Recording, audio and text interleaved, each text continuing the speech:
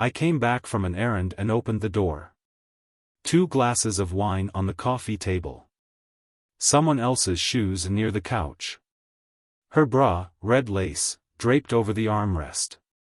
My breath caught in my throat. Then I heard it. The unmistakable sound of skin on skin. Moans drifting down from upstairs.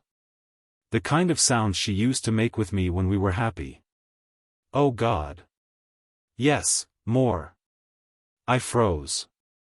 In combat, I'd seen death. I'd heard men scream as their lives slipped away. I'd carried my brothers through gunfire. But nothing, had ever torn me apart like hearing her voice given to another man. You're so much better than my cuckold. That loser. Something inside me snapped. My vision tunneled. My heart stopped pounding, it calculated. Every nerve in my body went cold, sharp, precise. I climbed the stairs. Slowly. As if in a dream. Step by step, her betrayal became more real, every moan a bullet shredding through whatever love I had left for her. At the top, the bedroom door was cracked open. The dim light spilled onto the hallway floor like a crime scene waiting to be discovered. I pushed the door open. She shrieked. The bastard froze mid-thrust, his smirk oozing arrogance. He didn't even bother to cover himself. I said nothing. I just pulled out my Beretta. And I put a bullet in his heart. The gunshot roared through the house like a thunderclap. The bastard's smirk disappeared before his body even understood it was dead. A bloom of red spread across his chest as he collapsed backward, hitting the floor with a dull thud. For a moment, there was only silence, except for my own breathing, slow and controlled. Then she screamed. Not in grief. Not in horror. In rage. You crazy son of a, what the hell did you do? She scrambled off the bed, her naked body barely covered as she grabbed a sheet. Her blue eyes, the ones I used to get lost in, now burned with fury, not heartbreak, not guilt. Fury. I stood there, gun still in my hand, watching her. Are you out of your damn mind, Luke? She shrieked. You just murdered someone in our house. Her house. Her bed. Her betrayal. I let out a slow breath, my grip tightening on the Beretta. My voice, when it came, was calm. Too calm. I was running errands, Sarah. I gestured toward the corpse, the sheet now soaked in his blood. Looks like you found something else to do while I was gone. She laughed. Laughed. A short, sharp, bitter thing. Oh, don't act like this is some big tragedy. You were never enough for me. I didn't move. Not enough? The words sliced through me sharper than any blade. She tossed the sheet aside and reached for her robe, stepping over the body like it was an inconvenience, not a human being. You should have known, Luke. You think I didn't notice how you looked at me differently after the deployment? How you came back all broken. You were never the same. I wanted a man, not some brooding, silent loser who jumps at shadows. I stared at her, something deep and dark rising in my chest. I fought for her. I bled for her. And this is what I came home to. The rage was unholy. Her lips curled. And now? Look at you. A killer. Jesus, Luke, you really are just a pathetic, violent psycho. What, you think this makes you a man? She crossed her arms, defiant. Not afraid. That's when I knew. She never loved me. Not really. Every kiss, every whispered, I love you, every touch, it was all bullshit. A performance. She walked past me, stepping into the bathroom like she wasn't standing in a crime scene. The door slammed shut. I exhaled, dragging a hand down my face. The bastard on the floor was still, his eyes blank, staring at the ceiling. I looked at the gun in my hand. The weight of it felt right? A thought drifted through my mind, cold and detached. One bullet. One more. End this completely. I turned toward the bathroom. The door opened before I reached it. She stood there, fully dressed now, mascara smudged but chin high. Her phone in her hand. I called the cops. My body went still. Of course, she did. Not because she was scared. Because she wanted to win. Her lips curled into something cruel. Enjoy prison, Luke. Sirens wailed in the distance. I looked at her one last time, then at the bastard's body. The blood had spread, soaking into the rug we picked out together on our honeymoon. Something inside me shifted. She expected me to panic. To beg. To fall apart. Instead, I smiled. And I walked out. Down the stairs, past the 2 glasses of wine, past the shoes, past every little clue I should have seen before. Out into the night. The sirens grew louder, but I didn't run. I got in my car. I drove. I didn't know where I was going, just away. My mind was ice. My heart?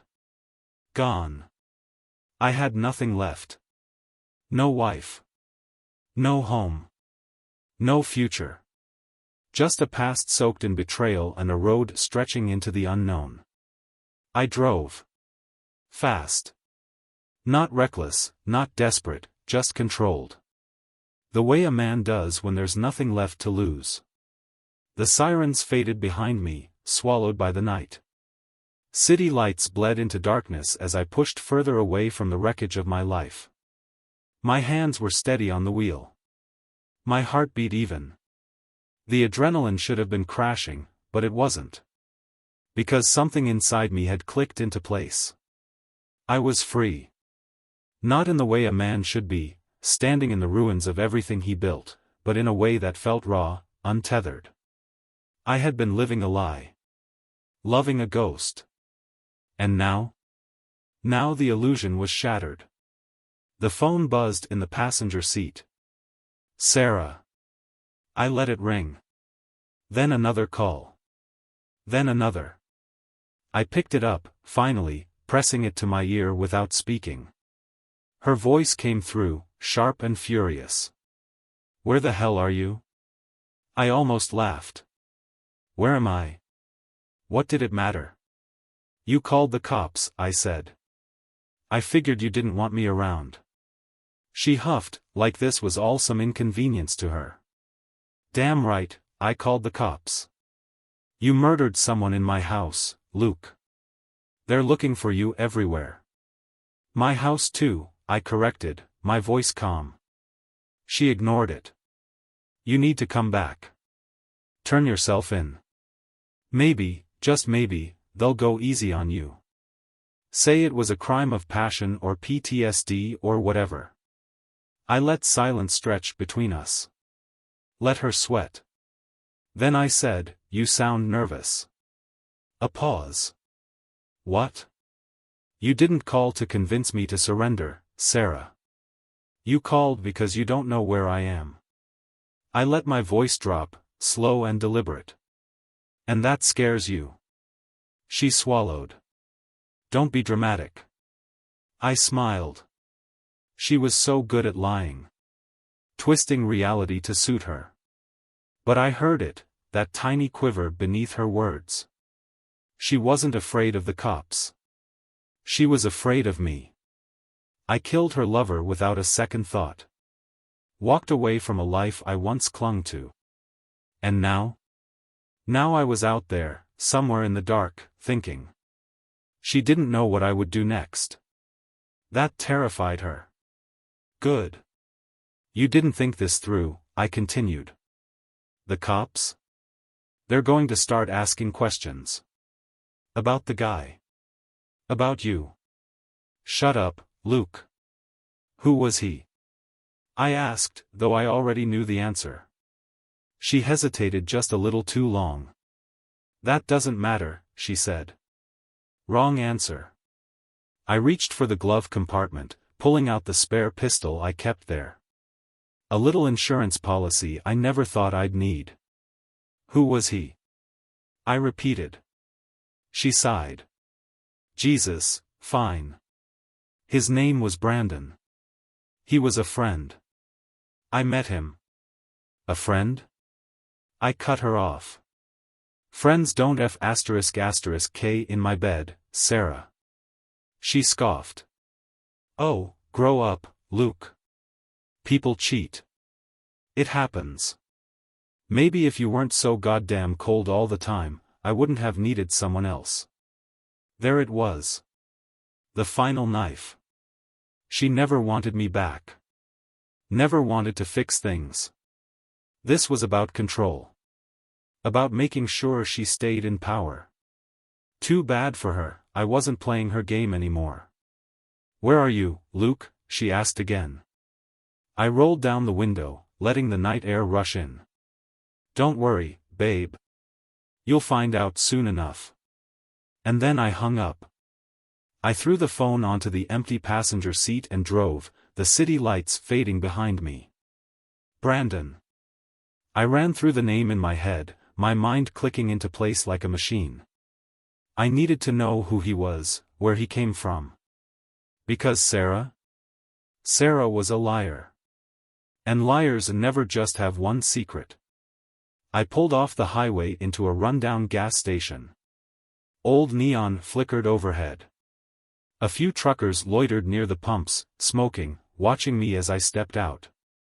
I ignored them, grabbing a burner phone from inside. Paid in cash. Back in the car, I dialed a number I hadn't used in years. 3 rings. Then a voice answered, low and rough. Didn't think I'd hear from you again, brother. I exhaled. I need a favor. A pause. Then, what kind? The kind where I need to know everything about a guy named Brandon. Another pause. Then a chuckle. You in trouble? I considered that. Not yet. Send me what you got. I texted him the name. Nothing else. 5 minutes passed. Then the reply came. Oh, man. You're gonna love this. An address. A last name. And a final text that made my pulse slow, steady. Your wife's been real busy, buddy. Brandon wasn't the only one. I stared at the screen, letting the words sink in. Sarah didn't just cheat. She built a network of betrayals, each one layered beneath the last. And I had just scratched the surface. I put the car in drive, my destination clear. She thought the worst was over. She had no idea. The address wasn't far. A quiet neighborhood, the kind where people pretend their lives are perfect while hiding their filth behind drawn curtains. I parked a few houses down, engine running, eyes locked on the house I now knew belonged to Brandon. Or at least, had. There wouldn't be much left of him now. A porch light flickered weakly against the night. I watched shadows shift behind the blinds. Someone was home. I stepped out, shutting the door softly, my boots crunching against the gravel. My heart? Steady. My hands? Loose. I had been here before, not in this neighborhood, not in this exact moment, but in this feeling. The calm before the storm. The part where the world held its breath, waiting to see what kind of destruction I would bring. I rang the doorbell. A pause. Then soft footsteps. The door cracked open. A woman, early 30s, blonde, pretty in that exhausted way mothers get when they carry too much weight alone. She blinked at me. Can I help you? I kept my voice smooth. You're Brandon's wife? A flicker of something. Her fingers tightened around the doorframe. Who are you? I took in her posture, the guarded stance, the way her eyes flicked past me, checking for threats. She already knew something was wrong. I sighed. He's dead. The words hit her like a slap. She staggered back, her face twisting, not with grief. With shock. "No," she whispered. "No, she swallowed hard. "What happened?" I let the silence stretch. Then I asked, "Did you know?" She stiffened. "Know what?" I tilted my head, watching her. "That he was screwing my wife." Her breath hitched. Her shoulders dropped, like I had knocked the wind from her. And that was all the confirmation I needed. She knew. I took a step forward. She didn't move. Didn't try to run. Maybe she had already run out of places to hide. "I shot him," I said. Just like that. No sugarcoating. No hesitation. Her lips parted, but no sound came out. Then, finally. "Good." Not the answer I expected. Her knees gave out, and she sank onto the floor, hands trembling as she covered her face. "I should feel something," she choked out. "I should be crying, right? He's the father of my kids, and I don't feel anything." She lifted her head, eyes red, but not wet. "Did he suffer?" I thought of the smirk on Brandon's face, the way he had looked at me like I was nothing. "No." She nodded. Like that was enough. Then she whispered, "There were others." The words crawled down my spine, icy and slow. I didn't react. Just waited. Her hands clenched into fists. "Your wife, she wasn't his only one." She exhaled shakily, then met my gaze, something hard and broken in her eyes. "He had women everywhere. Hotels. Apartments. I found receipts. Messages." "And your wife?" She swallowed. "She wasn't just another affair. She helped him." My pulse slowed. "What do you mean?" Her voice wavered, but the truth spilled out anyway. They weren't just sleeping together. They were setting men up. Rich ones. Powerful ones. She'd seduce them, get them comfortable. Then Brandon would rob them blind. Sometimes blackmail. Sometimes worse. A cold, sharp weight settled in my chest. Sarah wasn't just unfaithful. She was a predator. I should have seen it. The way she always wanted more. More money, more status, more power. The way she looked at people like assets, not humans. I clenched my jaw. "Why tell me this now?" Her laugh was bitter. "Because I'm tired. Because I thought he was just a cheating bastard, but now he's dead, and I don't feel relief. I feel like I'm still drowning." Her fingers twisted in the fabric of her jeans. "And because, you might be the only person who understands what it's like to love a monster." The words hit me harder than I expected. Sarah. My wife. The woman I had given my loyalty to. How much of it was real? I took a step back. The night air felt heavier now, like the weight of all the lies had seeped into my bones. "Do the cops know?" I asked. She shook her head. "Not yet." I turned, my mind calculating. Sarah thought she had won. Thought she had played me. But she had no idea what was coming. This wasn't over. Not by a long shot. I walked away, my steps sure, my purpose clear. Sarah had played the wrong man. And she was about to find out exactly what that meant.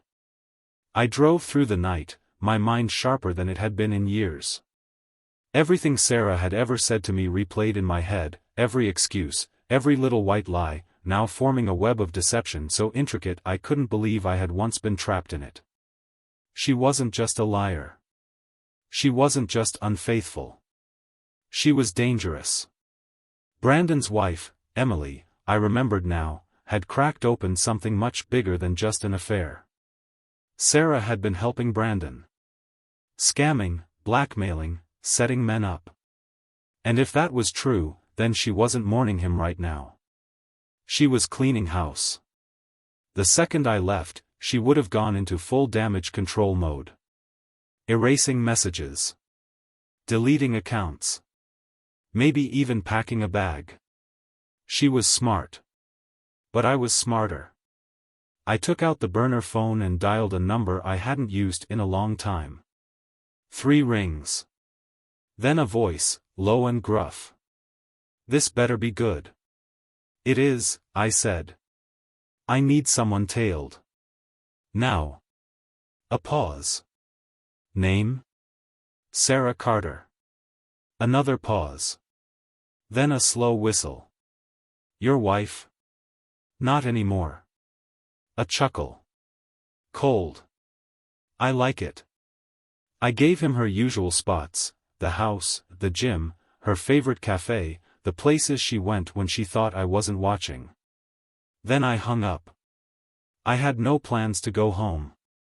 Home didn't exist anymore. Instead, I found myself parked outside a cheap motel on the edge of town, the kind of place where the front desk guy didn't ask questions as long as you paid in cash. I stepped into the dimly lit room, dropped onto the bed, and stared at the ceiling. My wife was a criminal. My life was a lie. And I had killed a man. I should have felt regret. Guilt. Something. Instead, all I felt was clarity. My phone vibrated. The burner. I picked it up. Talk. A chuckle. "You were right," the voice said. "She's moving fast. Left the house 15 minutes ago. Didn't even bother packing." "Where's she headed?" "Downtown. She made a call in the car. Burner phone, same as yours. Then she pulled up to a bar, one of those fancy ones. Name's the Velvet Room." I knew the place. It wasn't just a bar, it was a meeting ground. The kind of place where money exchanged hands in quiet corners, where men in suits talked in low voices about things that didn't belong on paper. Sarah wasn't running. She was making a deal. "Stay on her," I said. "Tell me who she meets." "Already ahead of you." I ended the call. This wasn't just about revenge anymore. This was about finishing it. I changed into a clean shirt, ran a hand through my hair, and checked my gun. One in the chamber, full mag good enough. Then I stepped back out into the night. The Velvet Room was exactly as I remembered, dark, sleek, full of men who could buy and sell lives without blinking. I walked in like I belonged, like I was one of them. Nobody stopped me. I spotted Sarah in the back, sitting across from a man I didn't recognize. He was older, well-dressed, the kind of guy who had people do things for him. They were deep in conversation, her hands moving as she spoke, her eyes sharp, calculating. I moved to the bar, keeping my distance. The bartender slid me a drink without asking. I didn't touch it. Instead, I waited. Minutes passed. Then Sarah slid something across the table, a flash drive. The man took it, nodded, then stood up. She watched him go. Then she pulled out her phone and typed something fast. I had seen that look before. The job's done look. I stood. Walked toward her table. She didn't see me until I was right in front of her. Her head snapped up. For the first time in our marriage, I saw something real in her eyes. Fear. "Going somewhere?" I asked. She recovered fast. Smirked. "What, are you stalking me now?" I pulled out a chair. Sat down. I was in the neighborhood. She glanced around, maybe hoping for an escape route. But it was too late for that. I leaned in, voice low. "You think I don't know, Sarah? You think I don't know about Brandon? About the blackmail, the scams?" She blinked. Then, to my surprise, she laughed. "Oh, Luke," she purred, shaking her head. You always were slow. I clenched my fists under the table. You used me. She rolled her eyes. Oh, don't be so dramatic. You were useful. And now you're not. My blood ran cold. She knew. She knew I killed Brandon. And she wasn't afraid of it. Which meant she had a plan. I exhaled. You called the cops on me. She smirked. Of course I did.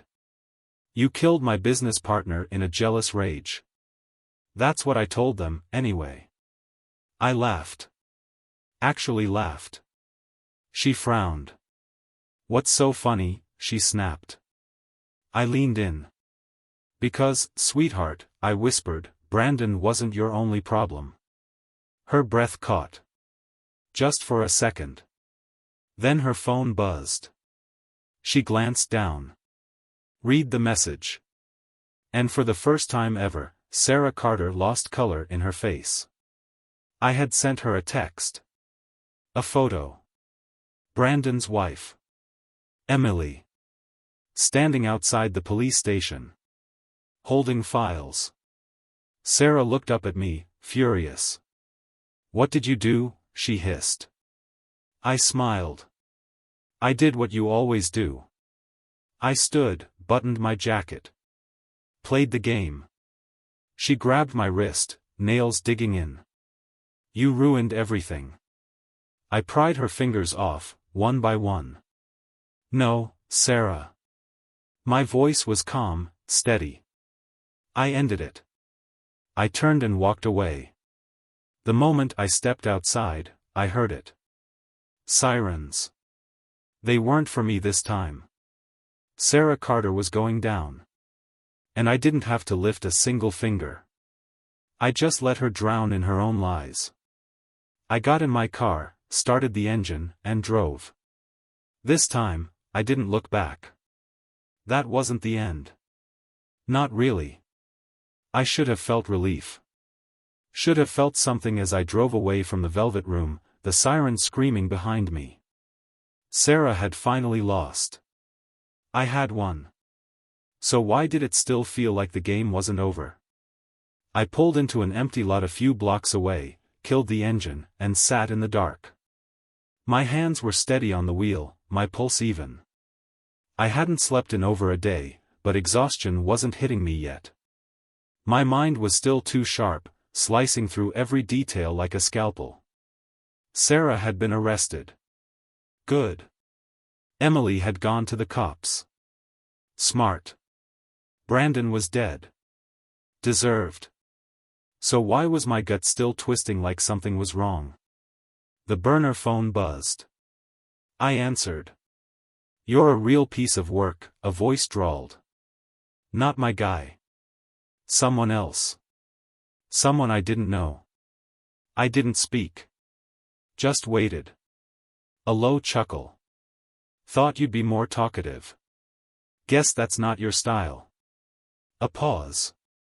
Then, you made a mistake, Luke. The way he said my name. Casual, like we were old friends. I kept my voice level. Who is this? That doesn't matter. What matters is, you should have let sleeping dogs lie. My fingers curled around the wheel. You mean Brandon? I said. Another chuckle. Oh, no. Brandon was an idiot. You did us a favor, really. But Sarah? A slow inhale. She was useful. The pieces snapped together all at once. Sarah hadn't been running a side business. She'd been working for someone bigger. And now that someone was calling me.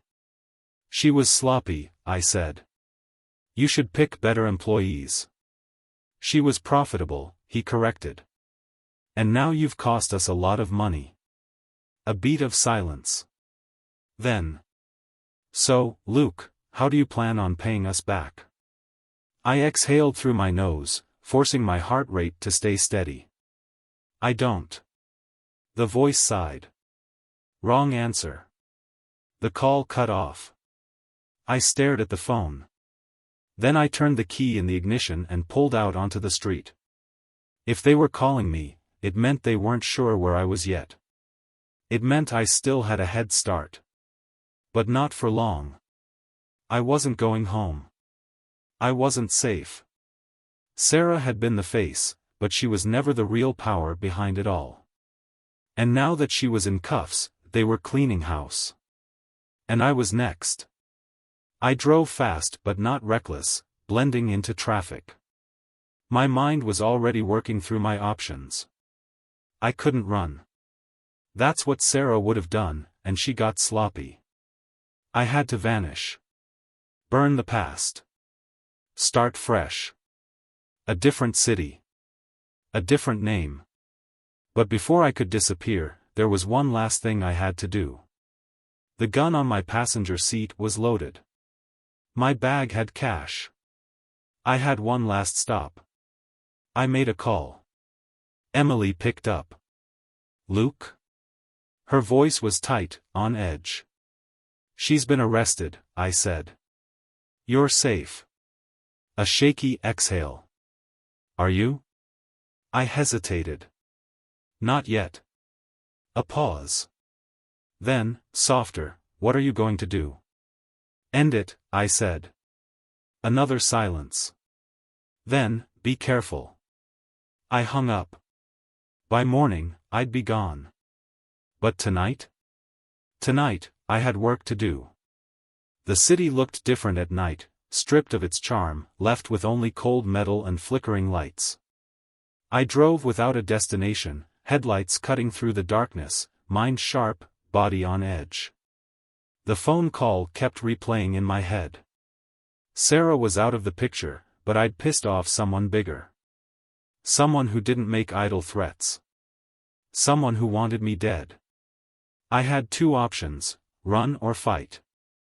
I'd never been the running type. I needed leverage. Something that would make them back off. I wasn't stupid enough to think I could take them all out, but if I could make myself too expensive to kill, maybe I'd stand a chance.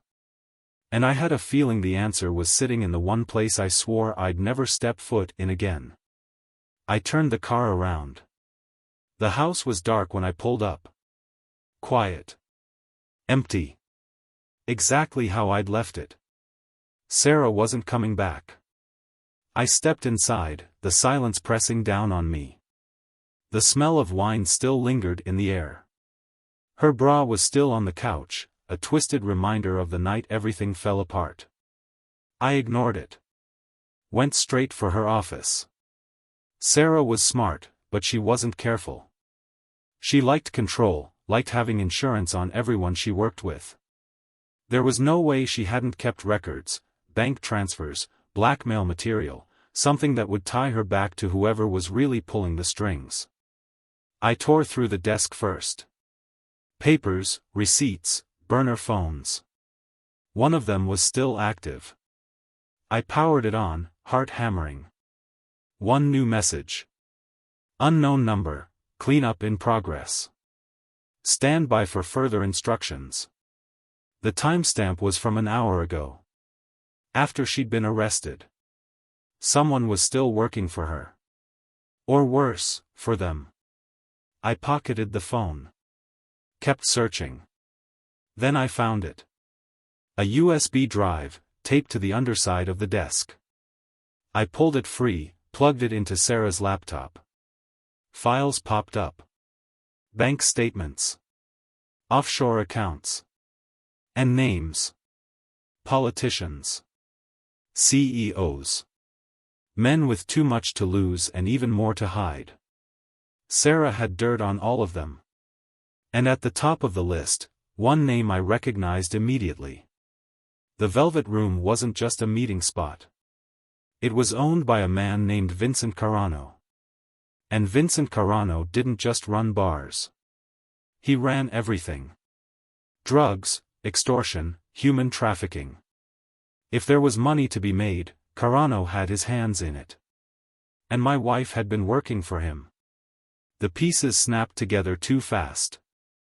Sarah wasn't just scamming random men. She was working for Carano, setting up marks, blackmailing them, funneling money up the chain. And I had just burned his operation to the ground. My mouth went dry. I'd been so focused on her, I hadn't seen the bigger picture. This wasn't about revenge. This wasn't even about Sarah anymore. This was about a man who doesn't forgive mistakes. And now he knew my name. The sound of an engine cut through the silence outside. I froze. Headlights washed over the living room. Not a cop car. Black SUV. Tinted windows. They found me. I grabbed the USB, yanked the drive from the laptop, shoved it into my pocket. Footsteps. More than one. Heavy. Purposeful. No time to think. I moved fast, slipping out the back door just as the front exploded inward. A gunshot rang out. They weren't here to talk. I sprinted through the yard, vaulted over the fence. My car was parked down the block, but if they saw me get in, it was over. Another shot. Wood splintered inches from my head. I hit the pavement running. A second SUV screeched around the corner, blocking the street. They had planned this. I ducked into an alley, moving fast. My mind was racing. I couldn't go back to the car. Couldn't go home. I needed an out. Then I remembered the one person who might actually want these bastards dead as much as I did. Emily. I yanked out my phone, dialed. She picked up on the first ring. Luke? Listen to me, I said, breathless. I need your help. A pause. Then, where are you?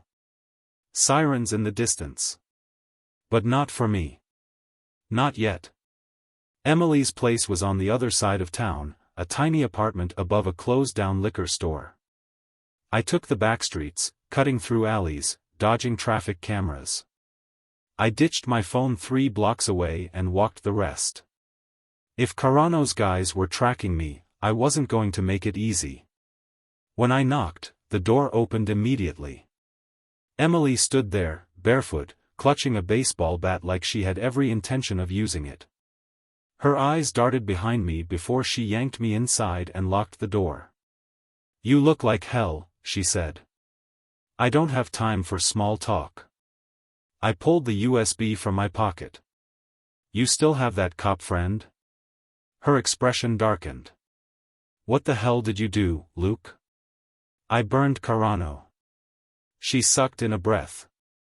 Jesus Christ. Yeah. And now he wants me dead. She took the USB, turning it over in her hands. You're saying this is enough to take him down? I don't know. I exhaled. But I know it's enough to make him hesitate. Emily hesitated. If I hand this over, I can't protect you. I met her gaze. I don't need protection. I need him to know I can bury him. Her fingers tightened around the drive. Then she nodded. Stay here, she said. I'll make the call. I sat on her couch, staring at the floor. The weight of everything was finally hitting me. Sarah. The affair. The betrayal. The way I had spent years turning a blind eye to the truth. I should have walked away a long time ago. Emily came back 10 minutes later. Her face was pale. They're on it, she said. But you need to leave. Now. Something in her tone made my stomach drop. What? She hesitated. Carano knows where you are. I was on my feet in an instant. How? She wouldn't meet my eyes. That's when I heard the footsteps outside. The low rumble of an engine. A setup. My chest went tight. Emily. I had no choice, she whispered. They have my sister. A knock on the door. Slow. Deliberate. She flinched. My pulse roared in my ears. I had one chance. I grabbed the bat from her hands and swung it into the light bulb above us. Glass exploded, plunging the room into darkness. Then I ran. The door burst open behind me. I hit the window at full speed, crashing through glass and metal, rolling onto the fire escape. Gunfire ripped through the walls. I didn't stop. I hit the alley and ran. Behind me, tires screeched. Voices shouted. But I kept moving. Because now it was personal. Carano had taken everything. My marriage. My home. My life. And if he thought I was just going to disappear, he was dead wrong.